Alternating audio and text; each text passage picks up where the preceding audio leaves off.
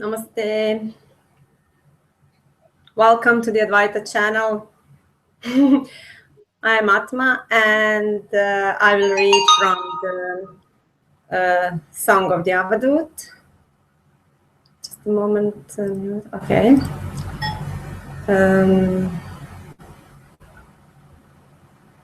Just let me.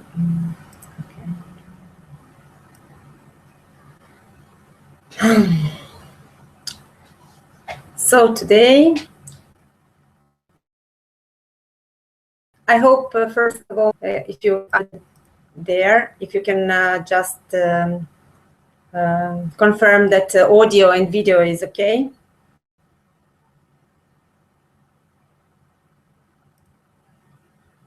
Is it okay? Okay. Thank you.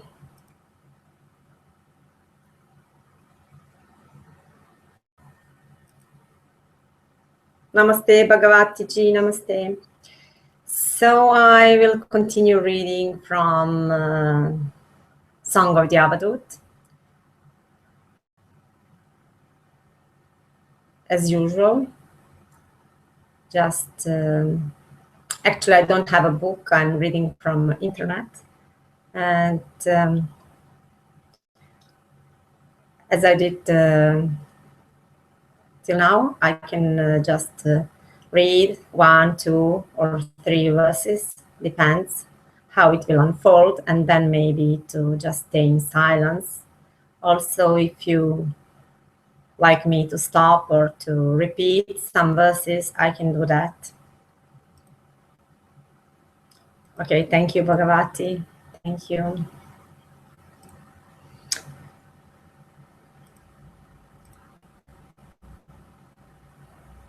Okay.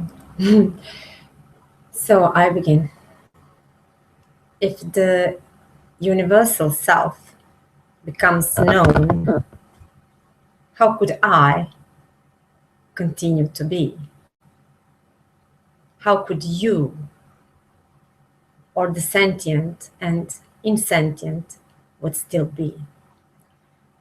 In the very beginning, he says it so clearly.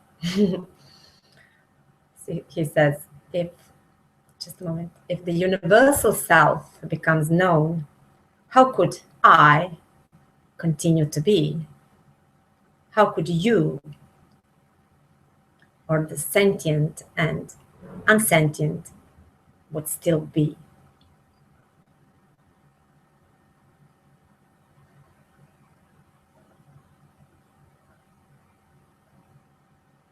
The self is said to be like the sky. Indeed, it is like the sky. It is pure consciousness without any stain. It is truly the all-embracing whole.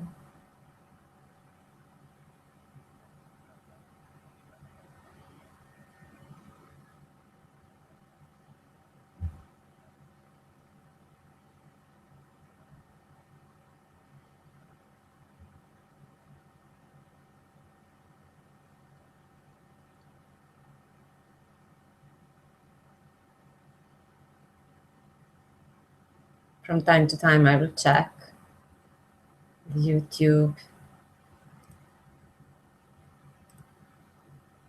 Okay, now look at there. Okay.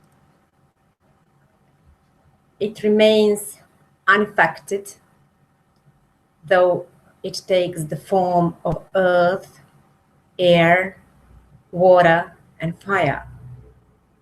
Though it takes all these forms, it remains always the same.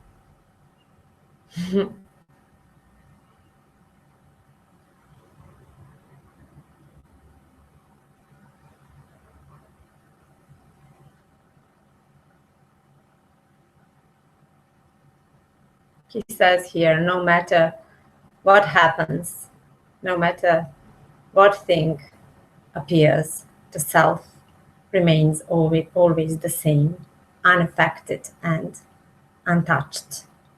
So beautiful. All infinite space is pervaded by the self, but nothing else pervades the self. It is simultaneously within and without. It cannot be limited or divided in parts. He says, everything is self, or self is everything. It's extremely subtle and cannot be seen. It's primary to all qualities, the yogis say. It is the state that underlines all other temporary states of the mind. Here he says, before and prior to everything is the self. And from the self emerges everything.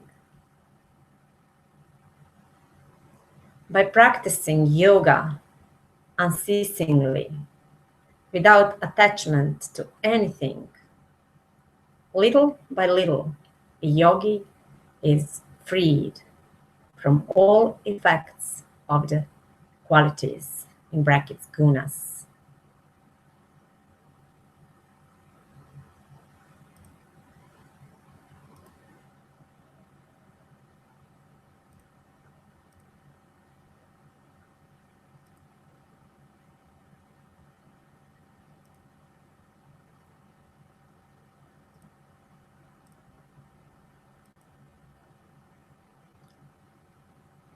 Against the dreadful poison of worldly lust. I remember this when I start reading. I remembered immediately Muji. They made one video of the Gita, and these verses he was speaking on that video, which I like so much. So, against the dreadful poison of worldly lust, which deludes men's minds, there is only one antidote: the nectarian awareness of the independent self. So beautifully said. There is only one antidote: the nectarian awareness of the independent self.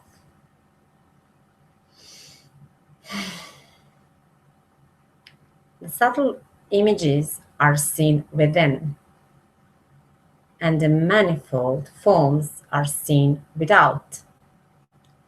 But the independent experiencer of both is known by all seers as the inner self.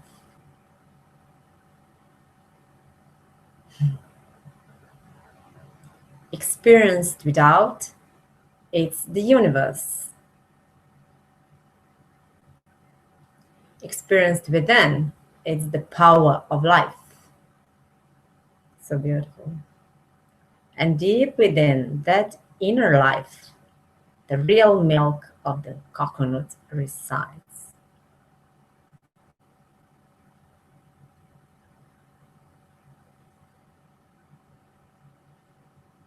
And what came to me now is the sad, and how to be there, how to be and how to come and stay there. And what came to me, Father's words, Ananta's words: just let go of your next thought. The outer knowledge is of the coconut's husk. The subtle knowledge is of the meat within, and concealed within that subtle core is the coconut milk of consciousness, the self. It seems like it is hidden, but it is hidden for the physical eyes. Just going in, and only in we can meet with that.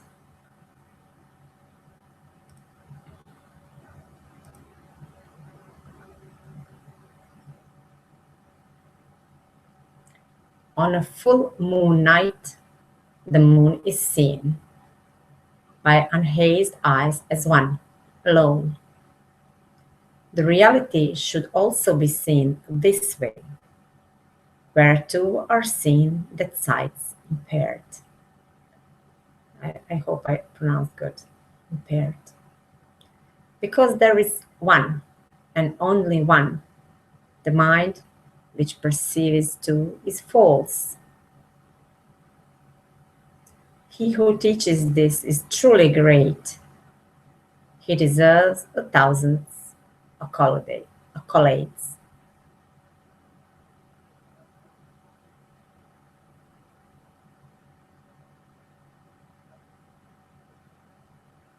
A guru gives the gift of wisdom,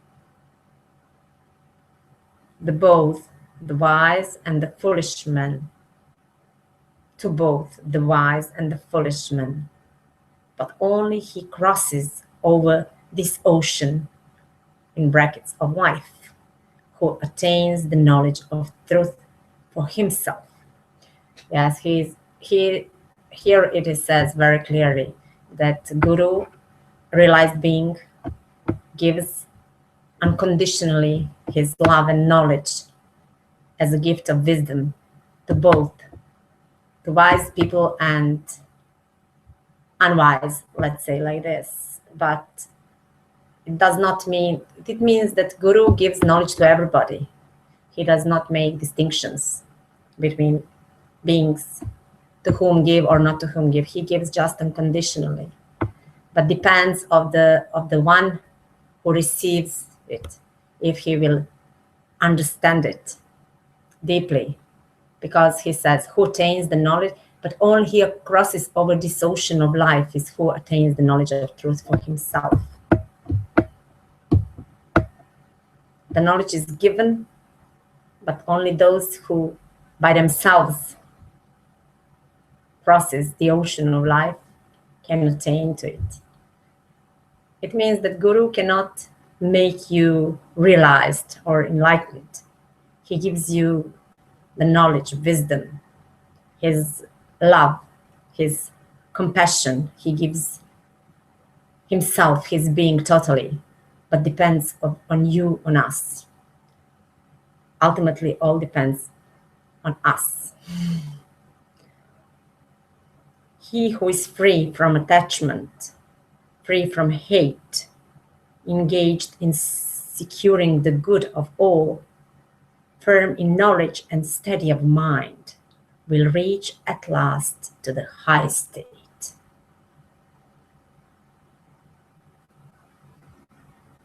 Everybody says, all enlightened beings, realized beings said the same.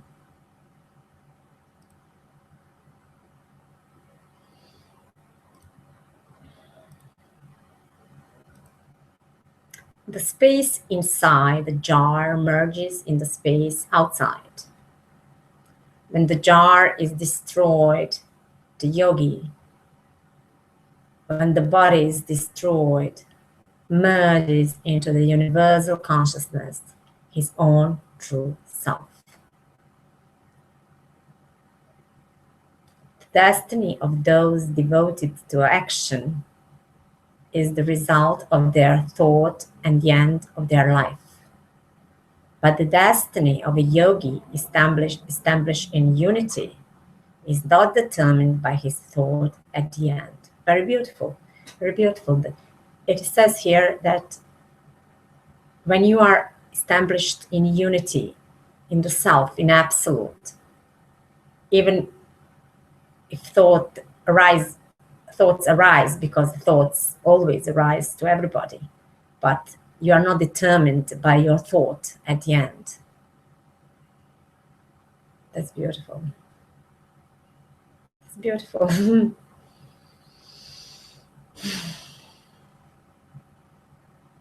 And very liberating and trustful.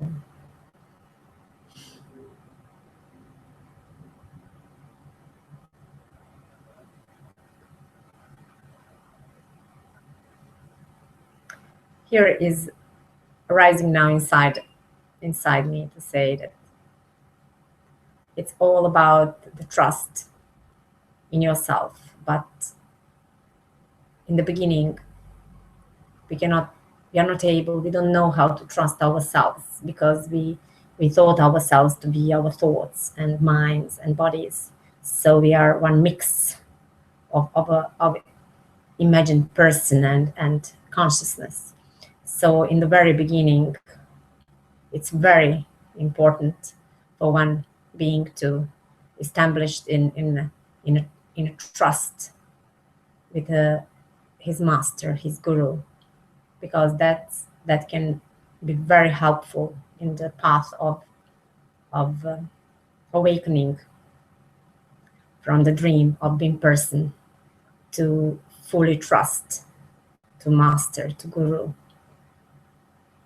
Only then, when there is this, I'm speaking from my own experience, only then when there is this strong connection, link of trust between two hearts, only then the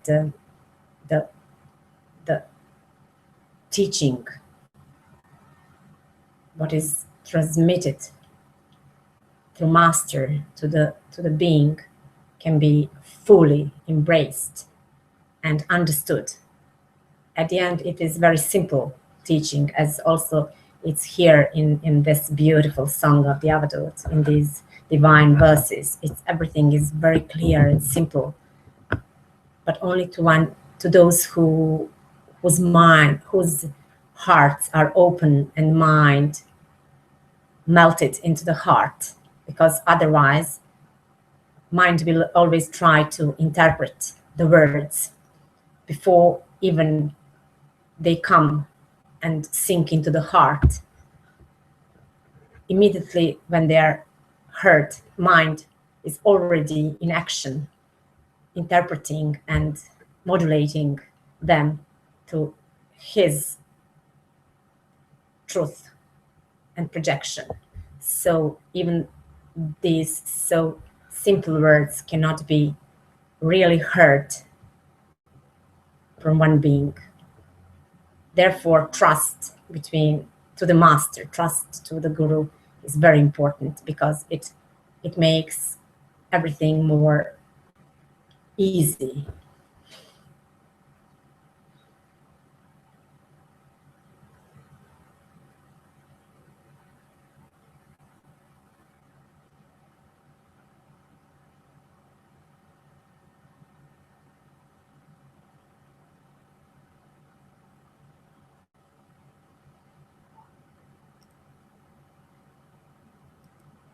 Namaste, Nikhil. Welcome.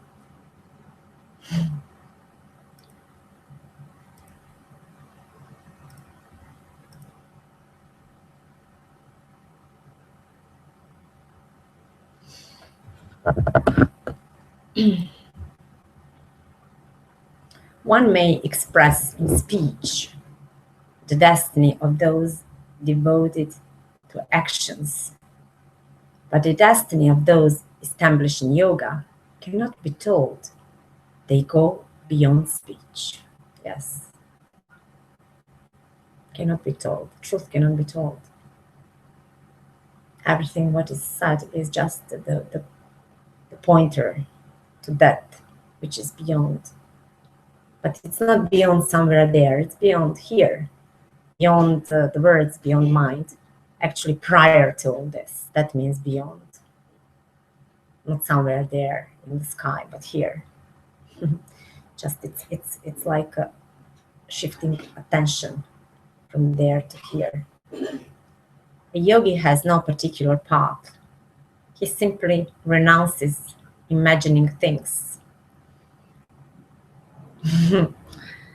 His mind then ceases of its own accord, and the perfect state just naturally occurs.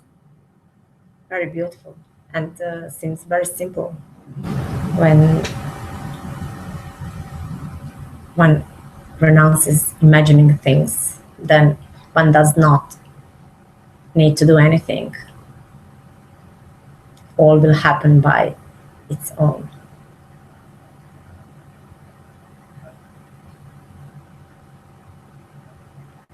Whether a yogi may meet his end whether beside a holy river or in an outcast hut.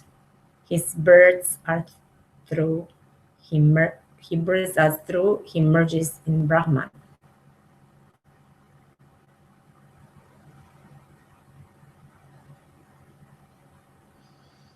He who has realized the innate, unborn, incomprehensible self never becomes stained while enjoying the fruits of his desires. He remains always free of stain, free of karma. This ascetic concern concentrated in the self is never bound.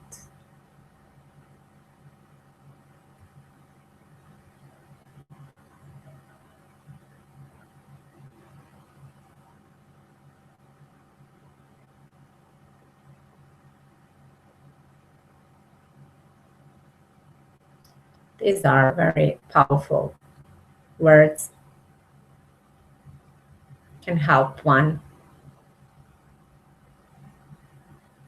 to lift up immediately if they have been hurt by heart.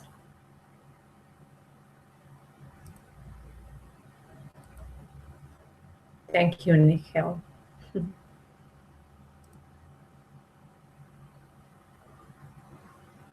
He goes beyond illusion, beyond comparison, beyond form, beyond any support, beyond the body and its nourishment, beyond duality, fear, desire, and powers.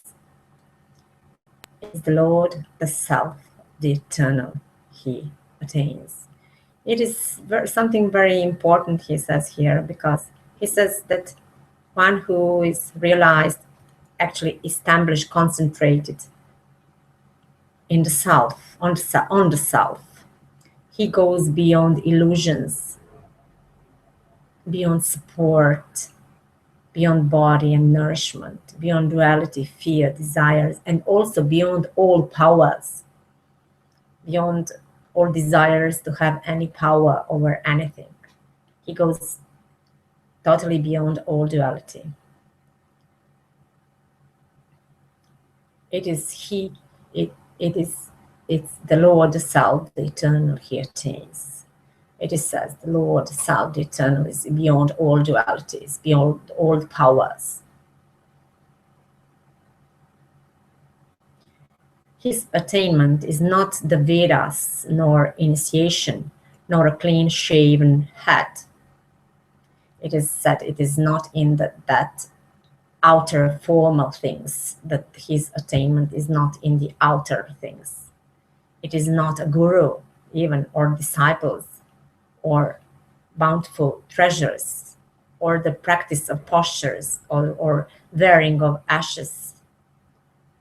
It is the Lord, the Self, the Eternal he attains. Here it is said that he goes beyond all and everything, beyond Guru itself, beyond having Guru, being disciple. He goes beyond everything.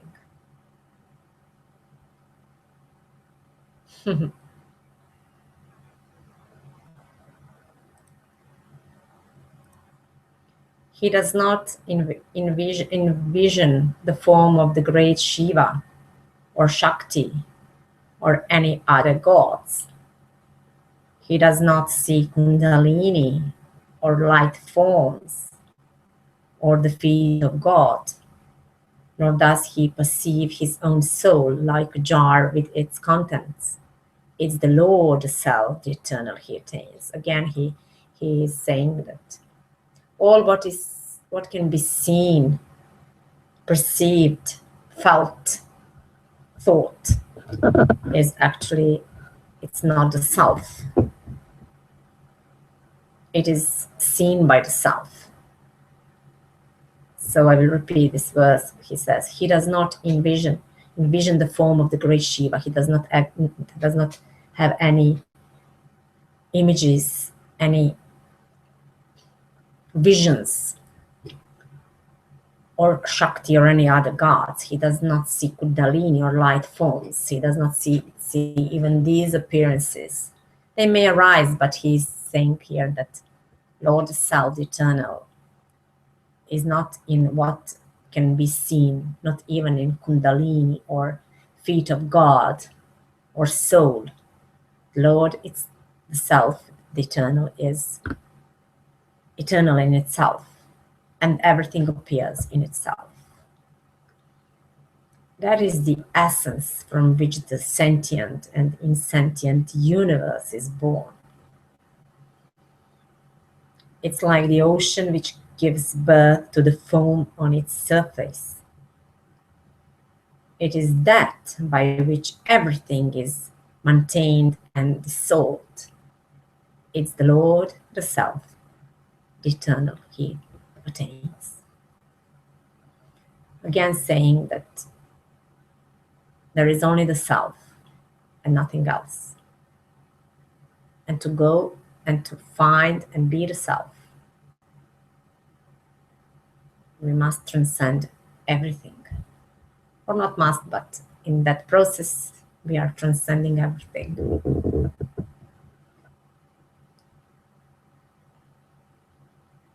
His attainment is not breath control or fixed stares or yogi's postures. Nothing becomes learned or unlearned at all.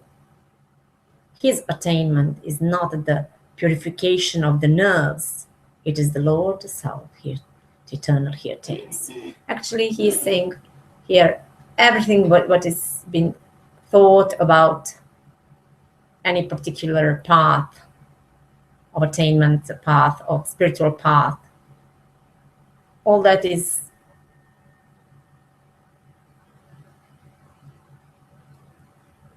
it's not what will lead us to the Self, because the Self already is. So we can practice if we feel so. We can purify our bodies and minds. We can do all these things along the path. But nothing of this will lead us really to the Self, because Self already is.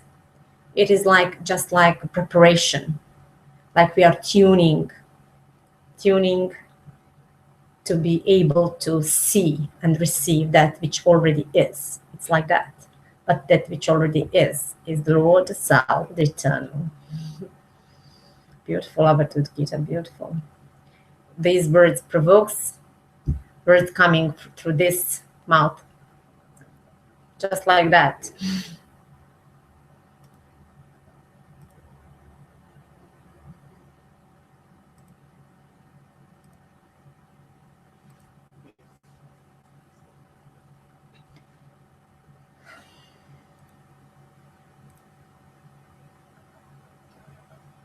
Amba just here for 2 minutes, okay.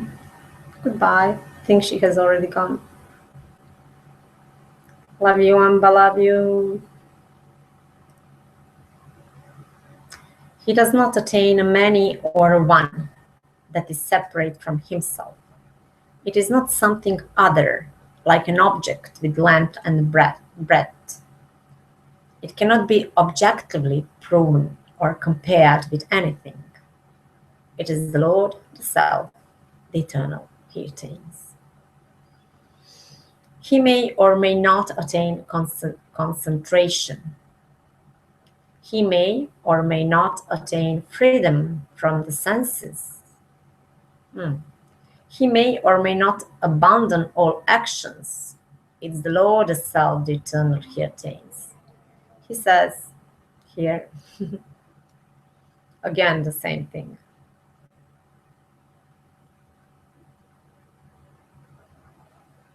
It's not that we abandon our body and go somewhere else. It's not that we renounce our body and senses or our actions.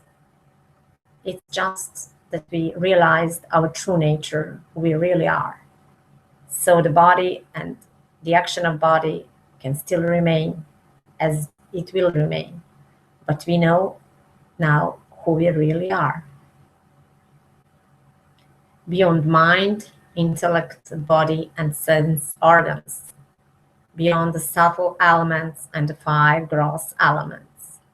beyond the sense of ego and even the ethereal body. It's the Lord Self, the eternal He attains.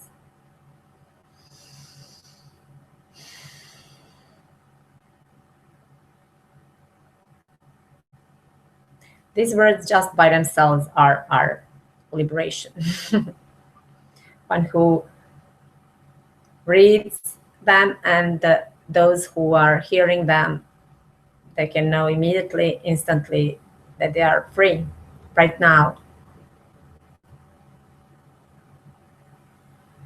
Transcending all dictates, he abides in the self. His mind becomes free of the thought of duality.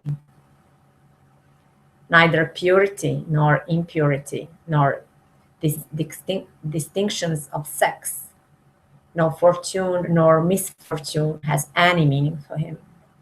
This is very clearly seen in this being.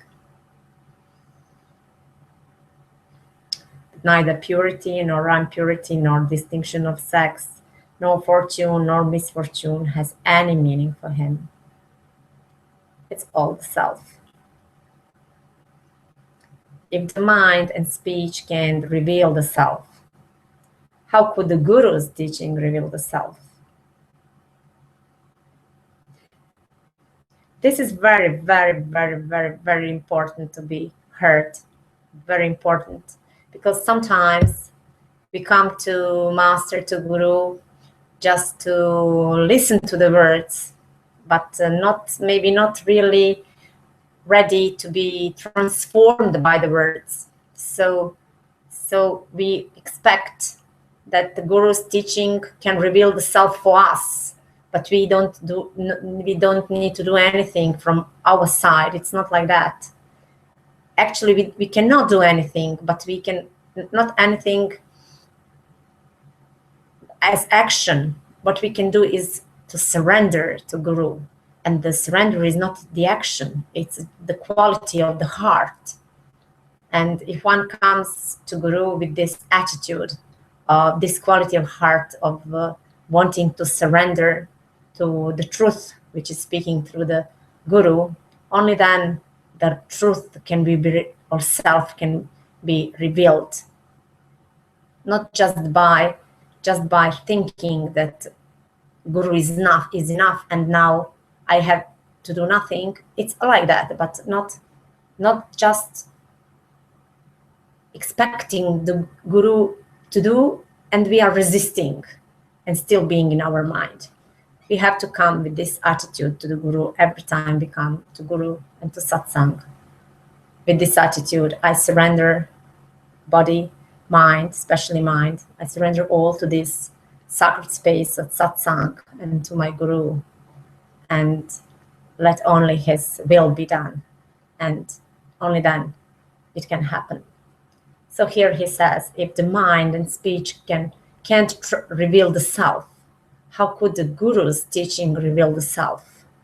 How could the guru reveal with words that essence of existence which is self-illuminating?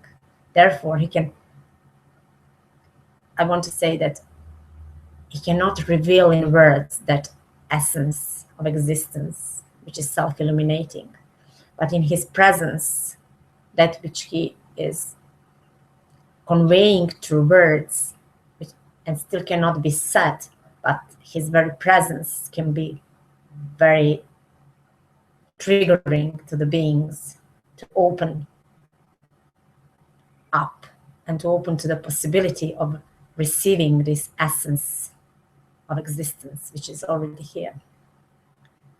So he says, in this Song of the Avadhut, composed by Sri Dattatreya, in this instruction of the wisdom of the self, this is the second chapter.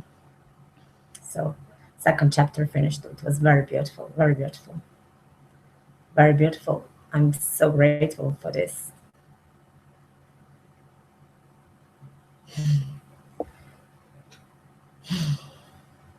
Namaste, Amaya, my lovely sister. Namaste.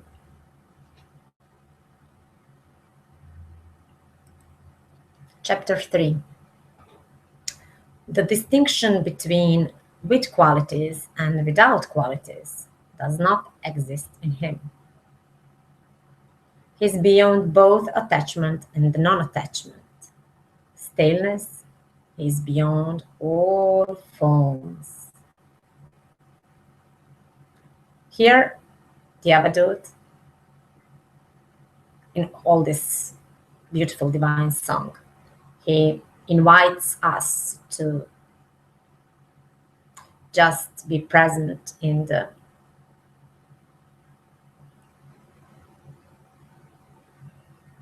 beauty of these words and to open our hearts to their wisdom, and maybe even to go beyond words and really touch the essence of existence of which he is speaking about. He's beyond both qualities and the absence of qualities. Though formless, he is the substance of all forms. So how can I worship that Shiva who exists everywhere like space? Actually, we as a person, as entity, we cannot worship anything, because who can we worship? We just open our hearts and melt into this space he's speaking here.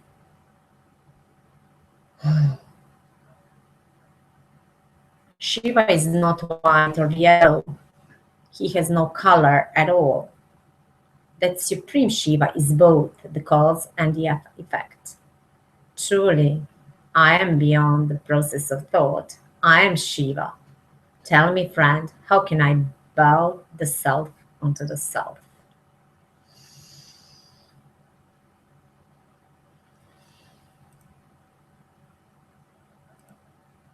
I'm neither beginningless nor with beginning. I'm a sun that never sets. I'm neither concealed nor unconcealed. I'm a sun that never sets. I'm neither illuminated nor unilluminated. I'm the sun that never sets. I'm nectarian knowledge, unchanging bliss. I'm everywhere like space. Actually speaking from duality, about non-duality, if it's possible to speak about that. But these words indicates non-duality, because he says, I'm nor this nor that, not beginningless, not with beginning. I'm not in opposites. I'm the sun that never sets. I'm always here, always present, always shining brightly, always, always. And all others are just appearances appear inside of me. Ah, beautiful, Avadhut, thank you. I'm so happy for this gift of the Avadhut to this world.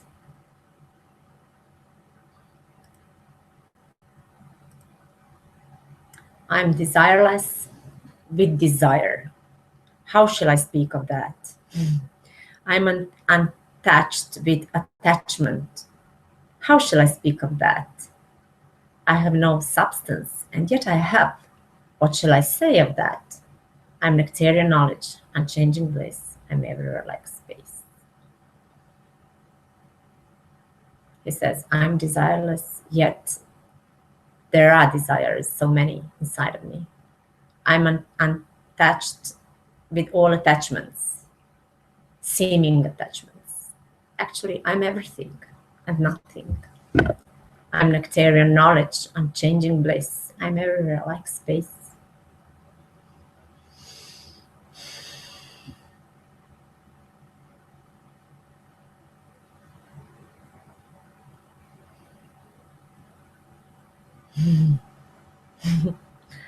I'm undivided, yet I'm every separate form. What shall I say of that? I am divided, yet I am in everything. What shall I say of that? I'm both eternal and not eternal. What shall I say of that? I am nectarian knowledge, unchanging bliss. I'm everywhere like space.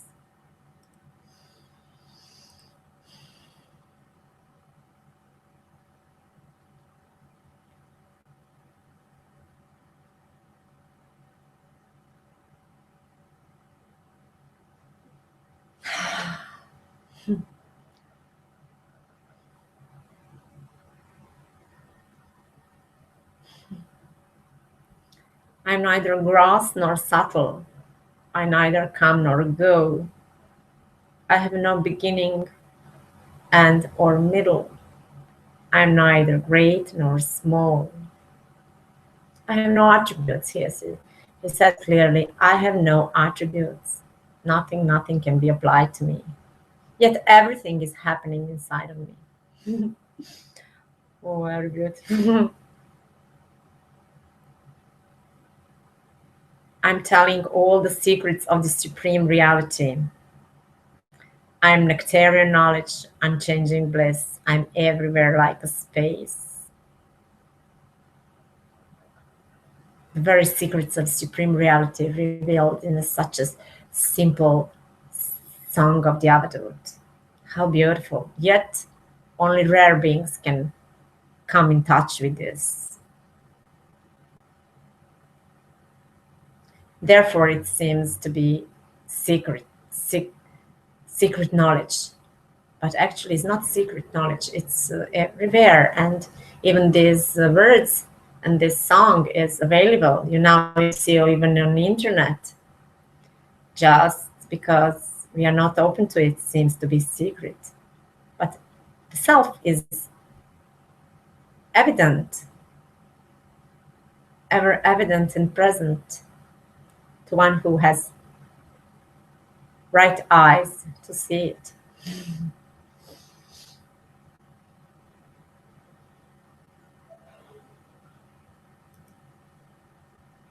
Namaste, Jerome. Jerome. I don't know how to pronounce Jerome. Know well that all sense organs are made of emptiness. Know well that all sense objects are likewise emptiness. Know well that I'm the stainless one.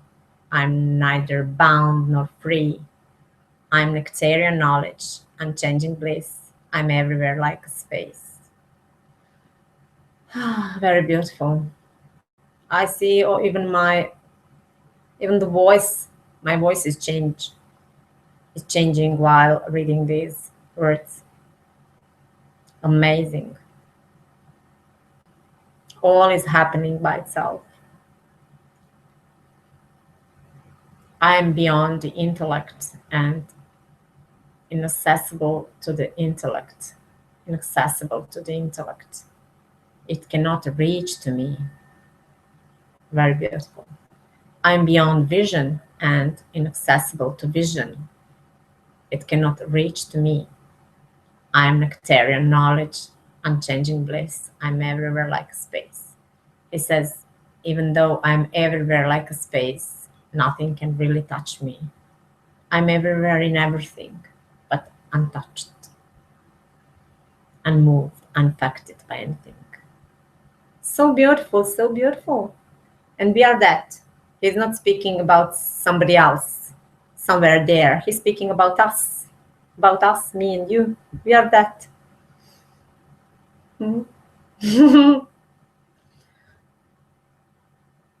I have no karma. I'm the sacrificial fire in which all karmas consumed. I have no sorrow. I'm the sacrificial fire in which all sorrows consumed. I have no craving. I'm the sacrificial fire in which all craving consumed.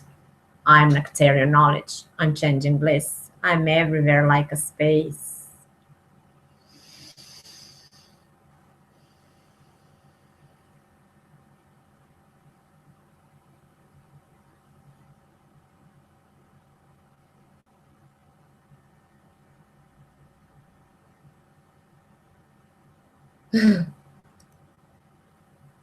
Yes, and Sonia, sorry, but yes, here is, yes, namaste, Jerome and Sonia, namaste.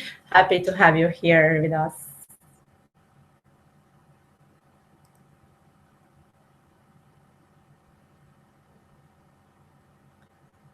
Sinless, I consume all sins. This is very beautiful here. And in previous verse, he is actually saying that everything is burnt inside of me.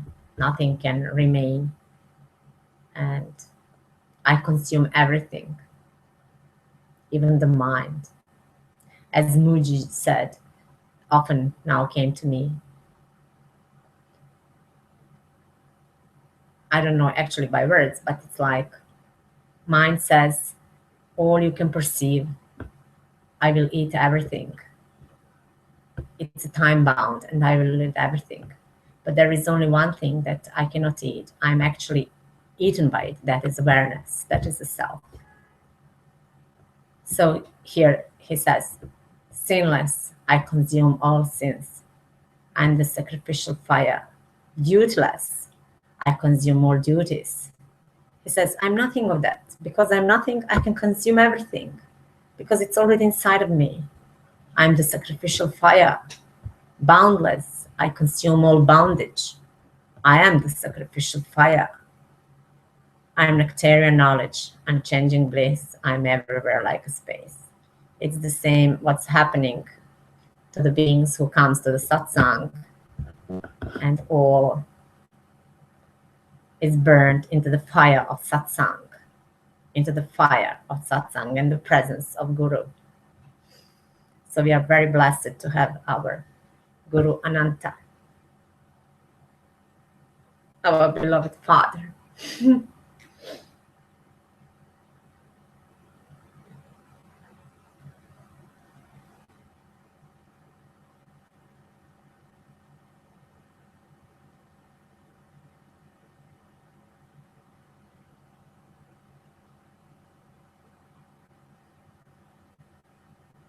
Because in his presence, I'm realizing that there is nothing here, just pure light.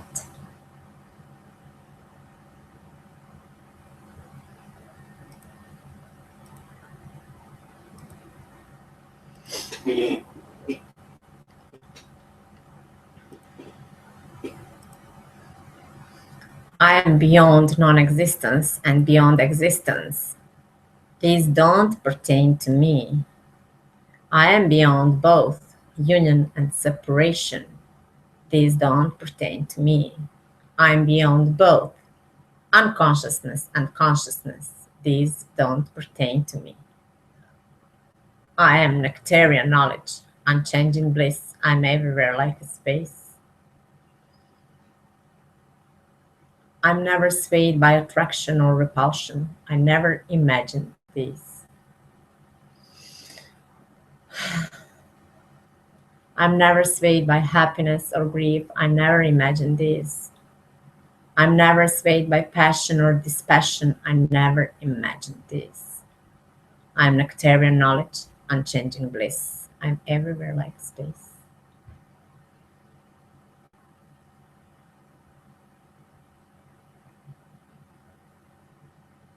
Then the same, now again one verse which has been spoken by Muji in that video of Avadhut Gita. Before, when I start reading, there was another one I remembered, and this is another one spoken in that video. Maybe some of you have already seen and heard Muji speaking from Avadhut Gita. The clinging vine of worldly existence cannot affect me at all. Contentment and pleasures, however many, cannot affect me at all. The bondage of ignorance, this world of appearance, cannot affect me at all. I am nectarian knowledge, unchanging bliss. Everywhere, I'm everywhere like a space.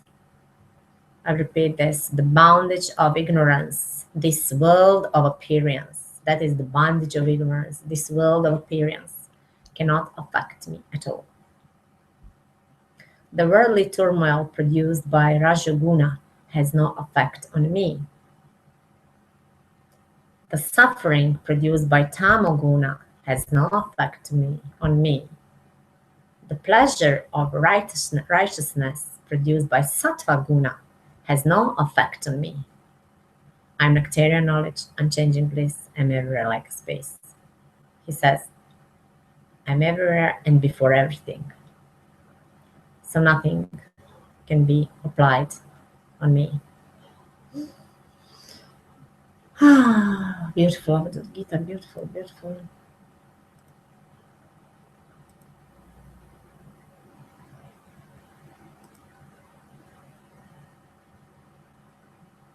I feel like stopping reading here, just like that. It came in this moment. So I will stop with reading, and we may sit in silence for a while, just to absorb the nectar of these words.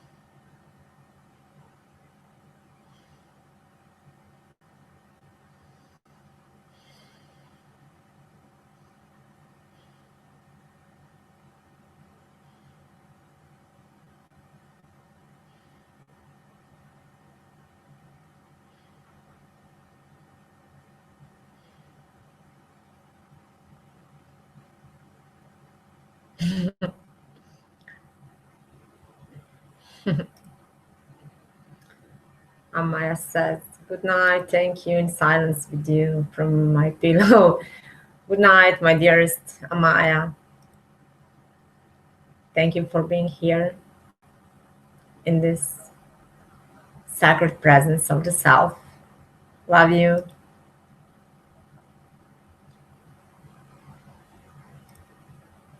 And thank you all for being here. I love you so very much. Thank you. Namaste. Mujiji ki jai. Anantaji ki jai. Sangha ki jai. Thank you. Thank you. Love you. Bye.